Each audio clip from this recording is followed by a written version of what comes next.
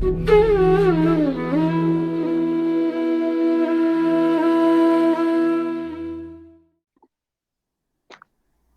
बोधिसत्व में आप सभी का स्वागत है।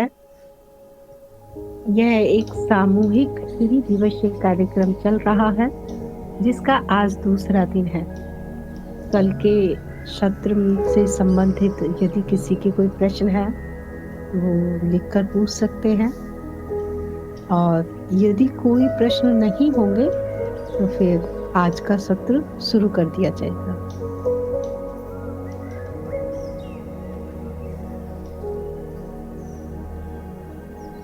मुझे लगता है कि शायद किसी का प्रश्न नहीं है। जी, एक प्रश्न आया है प्रवीण। तर्क से तो समझ आता है पर अनुभव से कैसे पता लगे कि मेरा अनुभव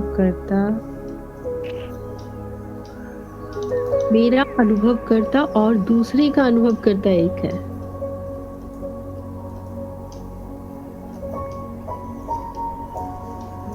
यहाँ पर दो अनुभव करता है ही नहीं।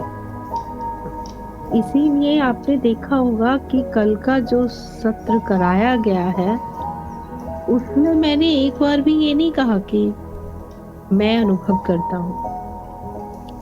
ये शायद पहली बार ही ऐसा हो रहा होगा जो मैंने ये नहीं इस्तेमाल किया कि मैं अनुभव करता हूँ, क्योंकि मैंने देखा साधक यहाँ भी अटक गए हैं। जीवेषणा जो होती है, स्वयं को बचा बचा लेने की जो ये एक तरकीब है,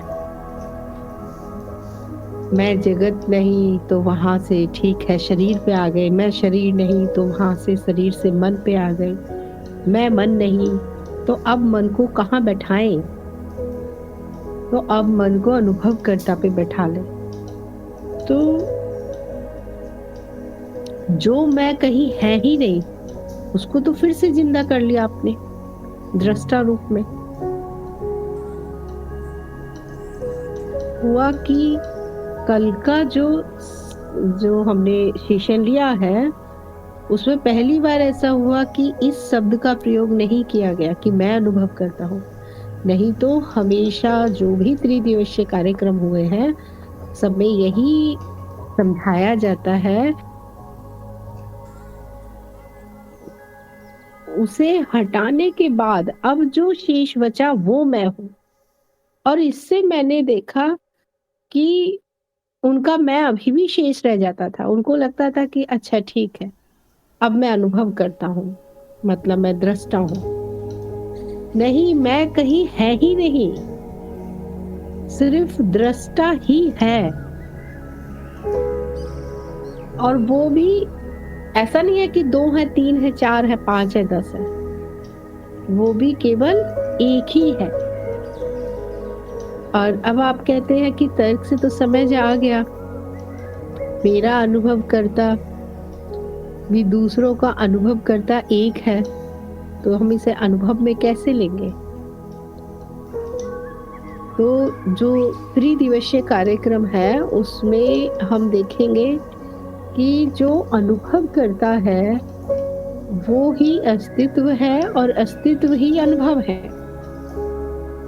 तो ये तीसरे दिन का प्रश्न है, ये कल से संबंधित प्रश्न नहीं है। आगे बलदेव जी ने पूछा है अनुभव करता कहाँ पर है, बॉडी में या बॉडी के बाहर। ना तो ये बॉडी में है ना बॉडी के बाहर है, ये हर जगह है। और हम किस आधार पे कहते हैं कि ये हर जगह है, क्योंकि इसका कोई निश्चित स्थान इसका नहीं है। जैसे अभी आपको जो चीज, जहां अभी आप बैठे होंगे वहां पे जो भी चीज अभी आपको दिखाई दे रही है उसका निश्चित स्थान है। अनिश्चित स्थान किस लिए? क्योंकि उसमें तत्व है कि चेयर यहाँ पे रखी है। अगर चेयर लेफ्ट की तरफ रखी हुई है तो इसका मतलब राइट में वो चेयर नहीं है, क्योंकि उसका निश्चित स्थान होगा। और अनुभवकर्ता का तो निश्चित स्थान कोई है नहीं।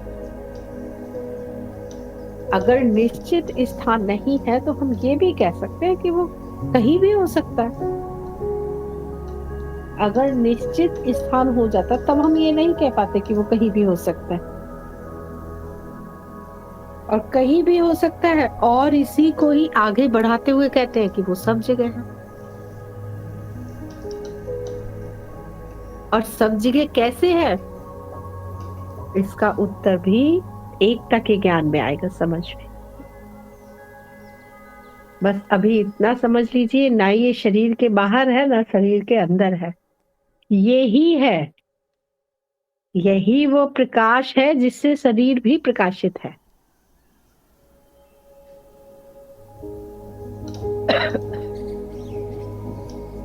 जैसे हम कहें कि घड़े के अंदर आकाश है या घड़े घड़े के बाहर आकाश है, सब जगह आकाश ही आकाश है। घड़े ने उसे सीमित नहीं कर दिया है, घड़ा खुद सीमित है।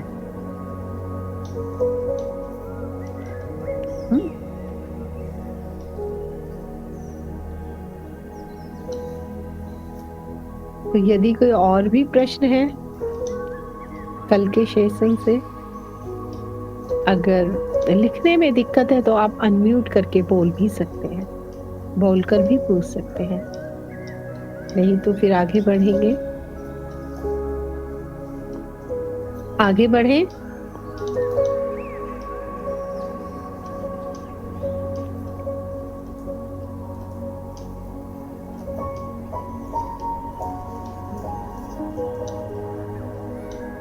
जी ठीक है, अब आगे बढ़ते हैं। तो हम पिछले सेशन में जहां तक हम पहुंचे थे वहां तक पहुंचे थे कि जो मैं नहीं हूँ हमने उसे अलग हटाया, और अब जो शेष है वो दृष्टा है, वो सब कुछ अनुभव करने वाला है। और यदि अब हमें मैं की स्थिति को कहीं रखना भी पड़ता है तो रख सकते हैं कि मैं ही दृष्टा हूँ, और अगर नहीं रखना है तो मत रखिए, केवल दृष्टा है। और इसे छोटा बोलना है तो है, केवल है सब। तो ये भी कह सकते हैं मैं ही दृष्टा हूँ, मैं ही अनुभव करता हूँ, और ये भी कह सकते हैं कि दृष्टा है। आज हम जानेंगे कि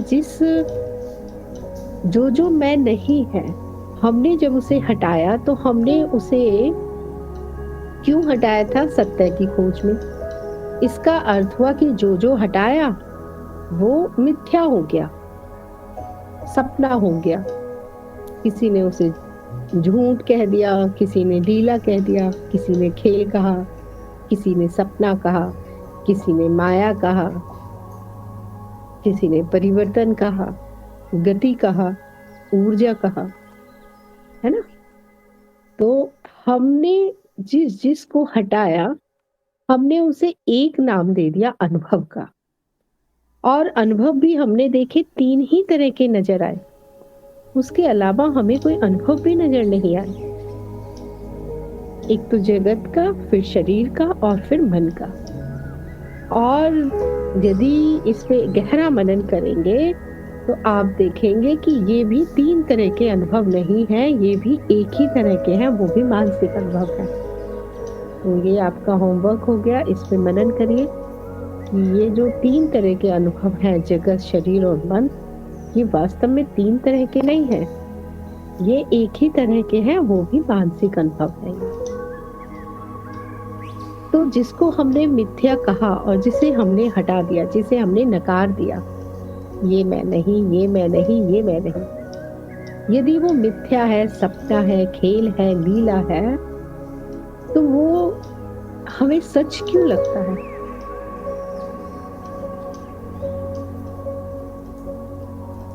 और तर्क भी इस पे दिए जा सकते हैं कि अगर ये सच ही नहीं है तो फिर भूख लग रही है तो फिर खाना भी मत खाओ, है ना।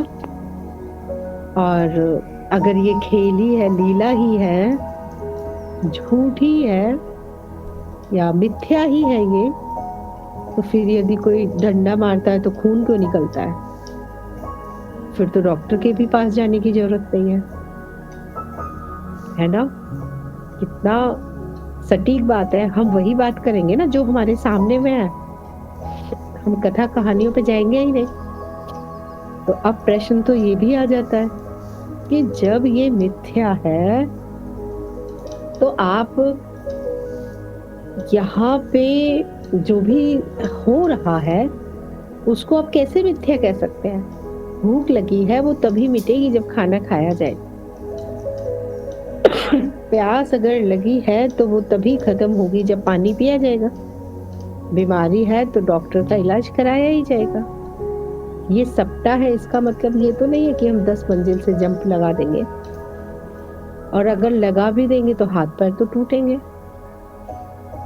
तो ये जिसे लीला कहा है,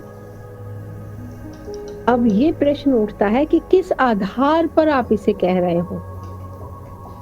और अगर जो आधार है आपके, अगर उसके हिसाब से हम इसे सपना कहते हैं तो फिर ये हमें सत्य क्यों प्रतीत हो रहा है?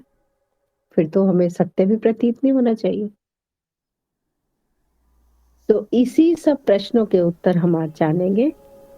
तो ये देखिए कि आपका जो भी नाम है, एक उदाहरण हम ले लेते हैं। जैसे हमारे साथ हैं अभी अनीता जी हैं।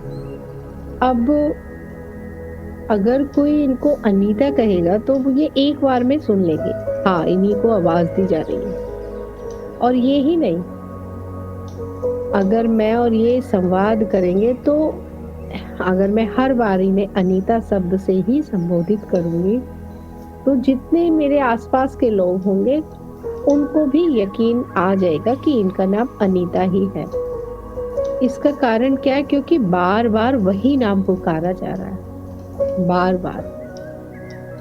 तो जो क्रिया बार बार होती है वो हमें सत्य प्रतीत होने लग जाती है, या जिसमें स्थिरता ज्यादा होती है, या हम कहें जिसके परिवर्तन की गति धीमे होती है, वो हमें सत्य भासता है। जैसे नाम का ही अभी उदाहरण लिया, मान लीजिए मैं और अनीता जी बैठे हुए हैं और 10 लोग और हैं जो नहीं जानते इनको। तो कभी मैं इन्हें अनीता नाम से पुकारूं, फिर 2-4 सेकंड बाद इन्हें बबीता कह दूं, फिर 2-4-5 सेकंड बाद इन्हें सविता कह दूं, सुनीता कह दूं, रेखा कह दूं। तो जितने भी लोग बैठे हुए हैं उन्हें इनमें से किसी भी नाम पर यकीन नहीं होगा। उन्हें विश्वास नहीं आएगा कि कौन सा नाम सच है। तो हम सच किसको मान रहे हैं? जो बार बार हो रहा है, जिसमें परिवर्तन नहीं है। यहाँ पे नाम जल्दी जल्दी बदला तो यहाँ पे हमें शक हो गया, और वही नाम हम बराबर एक ही नाम को लेते रहेंगे तो यहाँ शक की कोई गुंजाइश ही नहीं है। एक ही बार नहीं, अगर 2 बार भी हमने सेम नाम ले दिया तो हाँ हमें तुरंत यकीन आ जाएगा कि अच्छा इनका नाम अनीता ही है। तो ये जो जगत जो हमें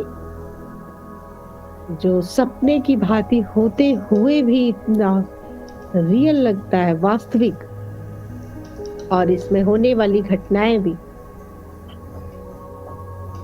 जो भी वस्तुएं हैं यहाँ पे वो भी कितनी सत्य प्रतीत होती हैं। पेड़ पौधे, झरने, जीव जंतु, तालाब, फूल फल, वृक्ष जो भी है।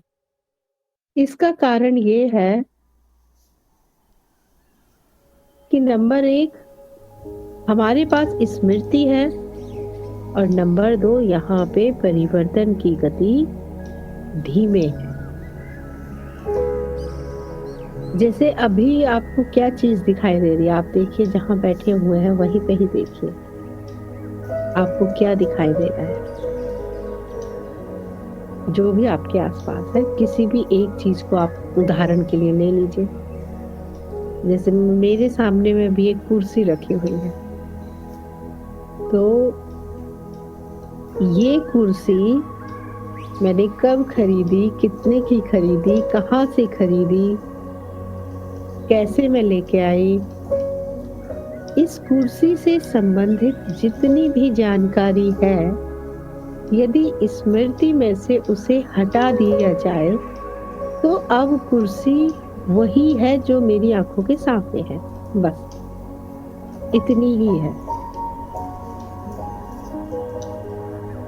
मैं दोबारा से रिपीट करती हूँ, अभी आप जहाँ भी बैठे हैं आपको कुछ ना कुछ ज़रूर दिखाई दे रहा होगा, कोई भी वस्तु का आप उदाहरण ले सकते हैं। तो उस वस्तु से संबंधित जो भी जानकारी है, यदि आप उसे स्मृति से हटा दें, तो अब वो वस्तु सिर्फ वहाँ है जो आँखों के सामने है, बस अभी इसी क्षण जो है बस वो वही है। अब वो वहाँ पे भी क्यों प्रतीत हो रही है? क्योंकि वहाँ पर परिवर्तन की गति धीमे है। यदि एक कुर्सी का जो जीवन काल है से नहीं है होने का जो समय है, यदि वो 10 साल है और उस 10 साल को जो परिवर्तन की गति जो धीमी है, यदि उसे तेज कर दिया जाए और इतना तेज कर दिया जाए कि सेकंड का 100वां हिस्सा, तो अब वहां पर कुर्सी नहीं है। तो कुर्सी यहाँ पर है, इसके पीछे 2 चीजें काम कर रही हैं। एक हमारी स्मृति और दूसरा परिवर्तन की गति धीमे है। यदि परिवर्तन की गति को हम तेज कर दें और उससे संबंधित स्मृति को हटा दें, तो अब यहाँ पर कुछ भी नहीं है। इसी तरह का एक और उदाहरण दिया जाता है। आजकल तो उसको ग्रुप में टमाटर उपनिषद कहते हैं, लेकिन है वो काव्यात्मक ही नाम है, टमाटर उपनिषद। इसे हम दूसरी तरह से भी समझ सकते हैं। मान लीजिए कि एक टमाटर है, तो उस टमाटर को हम धूप में अगर रख दें, तो शुरू के 2-3 दिन में उसका ऊपर का छिलका सूख जाएगा। फिर हो सकता है अगले 1 हफ्ते में उसका गूदा भी सूखने लग जाए टमाटर का, और अगले 10-15 दिन में वो सारा ही सूख जाएगा और सूख के बिल्कुल गायब हो गया वो। तो टमाटर जब हमने रखा था तब से लेके और जब तक वो धूप में पूरा का पूरा सूख के खत्म हो गया, तब तक इस सारी प्रक्रिया में मान लीजिए 1 महीना लगा। अगर जून का महीना है तो जल्दी भी हो जाएगा, क्योंकि बहुत तेज गर्मी पड़ती है। तो वो जो 1 महीना है टमाटर के होने और टमाटर के ना होने का, उस 1 महीने की गति को यदि तेज कर दिया जाए, सेकंड का 100वां हिस्सा अगर कर दिया जाए, तो अब वहां पर टमाटर है ही नहीं। उसी तरह से ही जो भी जगत की जितनी भी चीजें हैं, ये सब है से नहीं है, सब उधर की तरफ ही बढ़ रही है। नहीं थी, अब है और नहीं रहेंगी, नश्वरता। लेकिन परिवर्तन की गति धीमे है, इसलिए हमें यहाँ पर स्थायित्व नजर आता है। और जहाँ पे स्थायित्व नजर आता है, वो हमें सत्य भासता है। जैसे एक और उदाहरण ले, सपने में चीजें जल्दी जल्दी बदल जाती हैं। कुत्ता घोड़ा बन गया, घर महल बन गया, महल जंगल बन गया। वो कुछ भी वहां पर जोड़ तोड़ नजर नहीं आता चीजों का। हम एक घटना से दूसरी घटना को जोड़ नहीं पाते हैं सही से। अभी जंगल में खड़े हैं, पता चला अचानक से सपने में अब घर का सीन बन गया। वो साथ में जो भाई बहन थे, वो पता चला अननोन पर्सन बन गए वो। वहां पे हम कुछ सामंजस्य ही नहीं बैठा पाते, एक घटना से दूसरी घटना का चीजें बदलती रहती है। इसीलिए जब आंख खुलती है तो हमें उनका कुछ अर्थ समझ नहीं आता, निरर्थक लगता है, और हम उनको बोलते हैं अरे ये तो सपना था, छोड़ो। यहाँ क्या होता है जागृत में? यहाँ पे हमें थोड़ा सा अर्थ समझ में आता है कि अगर हम सोने जा रहे हैं और टेबल पे हमने एक घड़ी रखी है सोते समय, और सुबह में हम सो के उठेंगे तो वो घड़ी वहीं पे ही रखी हुई मिलती है, तो हमें एक अर्थ सा लगता है कि हाँ, रात हमने यहाँ पे घड़ी रखी थी और अभी सो के उठे हैं तो घड़ी वहीं पे ही है, क्योंकि हम 7 से 8 घंटे सोए, तो वो चीज हमें वहीं पे ही मिली। तुलना करने के लिए हमारे पास स्मृति भी है कि कल हमने यहाँ रखी थी और आज भी यहाँ है। यदि वो घड़ी से संबंधित स्मृति को हटा दे और परिवर्तन की गति को तेज कर दे तो अब घड़ी वहां नहीं है। हम इसको इस तरह से भी समझ सकते हैं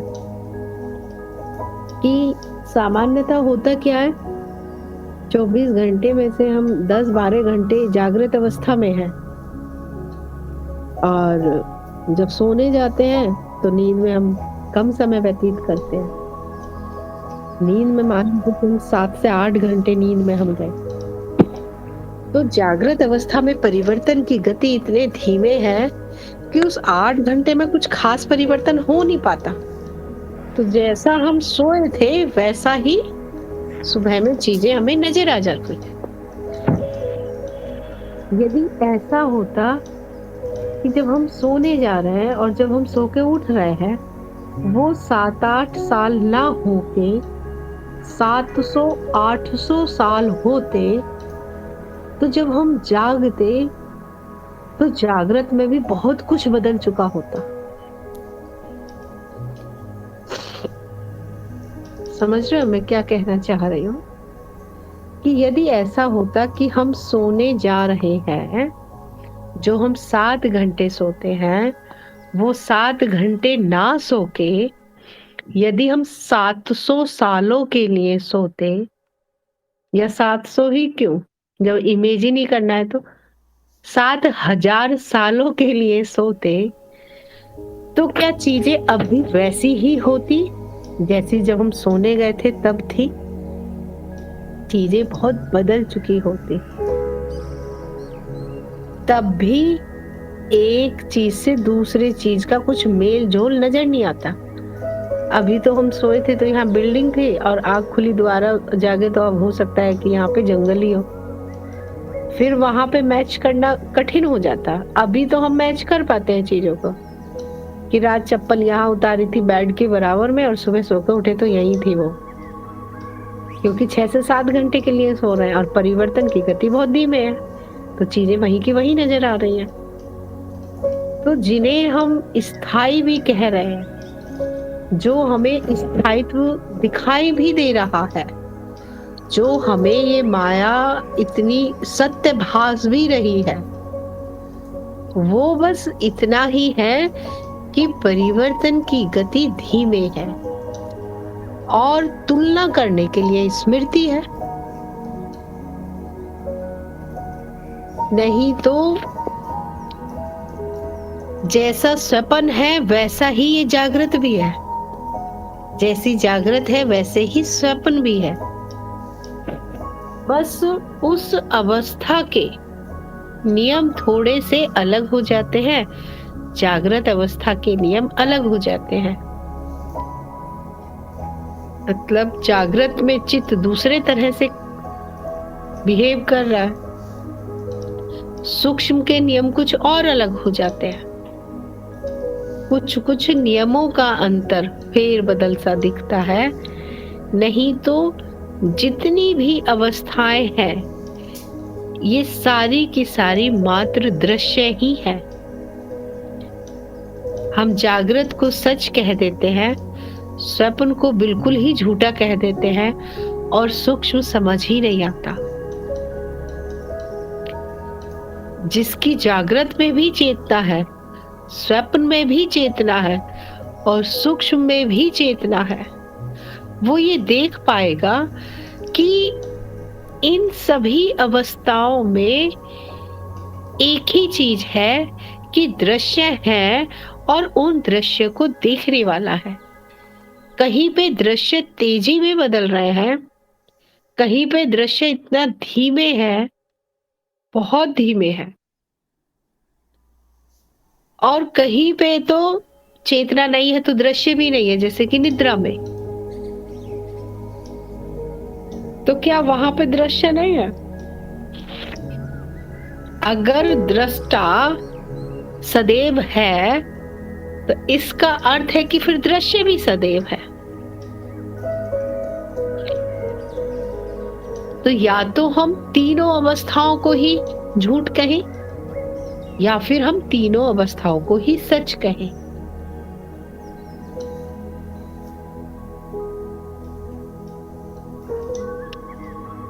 ऐसा नहीं है कि स्वप्न जो है वो झूठ हो गए और जागृति सच हो गई। किसी भी अवस्था में जाके देखेंगे तो यही नजर आएगा कि दृश्य बदल रहे हैं, बदलने की गति भिन्न भिन्न है, और इन बदलते हुए दृश्यों को भी, इस बदलाहट को भी, इस बदलाव को भी हम पूरा पूरा नहीं अनुभव कर पा रहे हैं। हम कितना अनुभव कर पा रहे हैं इस बदलाव को भी? जितनी हमारी इंद्रियों की क्षमता है उतना ही अनुभव कर पा रहे हैं। जितना हमें आंखों से दिखाई देता है हम उतना ही देख पा रहे हैं, जितना इंद्रियों की क्षमता है।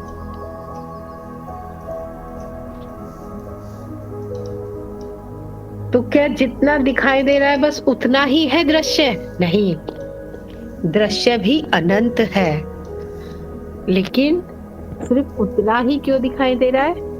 क्योंकि इंद्रियों की क्षमता ही उतनी है।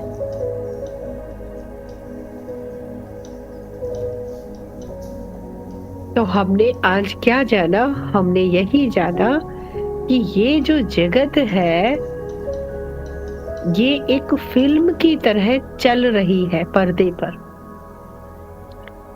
ये खुद ही बदलती भी रहेगी अपने आप, इसमें बदलाहट भी अपने आप ही है।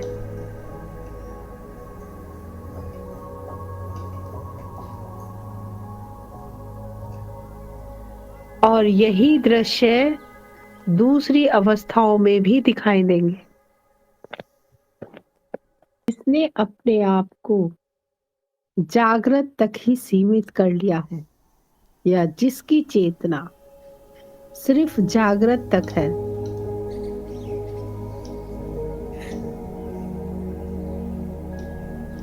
तो जिसकी चेतना भी अभी क्या कहें, जिसने सिर्फ जागृत को ही जाना है उसने जागृत को भी सही से नहीं जाना। जिन्हें ऐसा लगता है कि ये जगत सत्य है, उनका ये सत्य सिर्फ शरीर तक सत्य है। शरीर के नष्ट होते ही उनके सत्य की भी धज्जियां उड़ जाती हैं। जिन्हें ऐसा लगता है कि यही पैसा सत्य है, धन दौलत सत्य है, संबंधी सत्य है, रिश्तेदार सत्य है, ये सत्य है, वो सत्य है, ये सत्य केवल शरीर के साथ जुड़े हुए सत्य है, और शरीर के नष्ट होने पर ये सत्य ही नहीं रहता, इसकी कहानी खत्म हो जाती है। ये पिक्चर यहीं पे ही दी एंड हो जाती है। तो उसकी तरफ हमें बढ़ना चाहिए जो शरीर के नष्ट होने के बाद भी शेष रहता है, और उसके लिए हमें शरीर के नष्ट होने का भी इंतजार करने की जरूरत नहीं है कि हम उस चीज का अनुभव करेंगे। जब शरीर नष्ट होगा तब हम अनुभव करेंगे कि हाँ, शरीर नष्ट हो गया, लेकिन कुछ है जो शरीर के बाद भी शेष है। तो उसके लिए मृत्यु का भी इंतजार करने की जरूरत नहीं है। अगर समझ सकते हो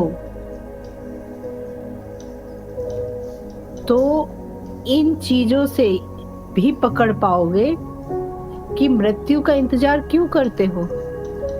अभी भी तो जागृत से स्वप्न में एंट्री करते हो 24 घंटे में। स्वप्न सूक्ष्म, अभी भी तो निद्रा में जाते ही हो। निद्रा भी तो क्या है, वो भी तो एक मृत्यु ही है। उसमें भी तो सब कुछ यही खत्म हो जाता है। लेकिन क्या होता है, जब जागते हैं तब हमारे पास पुरानी स्मृति होती है,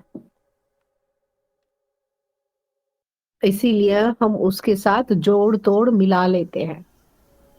और जब शरीर की मृत्यु होती है तब यहाँ की पुरानी स्मृति, ऐसा नहीं है कि नहीं होती है, वो भी होती है, लेकिन याद नहीं होती। सपने से जागने के बाद भी सपना कितनी देर याद रहता है? मुश्किल से 30 सेकेंड, जब तक कि सपना बहुत अधिक खराब या बहुत अधिक अच्छा ना। नहीं तो रेगुलर सपने तो बस जागे और 30 सेकंड भी नहीं लगते, सपने भूल जाते हैं, खत्म हो जाते हैं। उसी तरह से ये जो मेमोरी है, ये भी ज्यादातर मेमोरी यही की यही खत्म। कौन सी मेमोरी बच जाती है?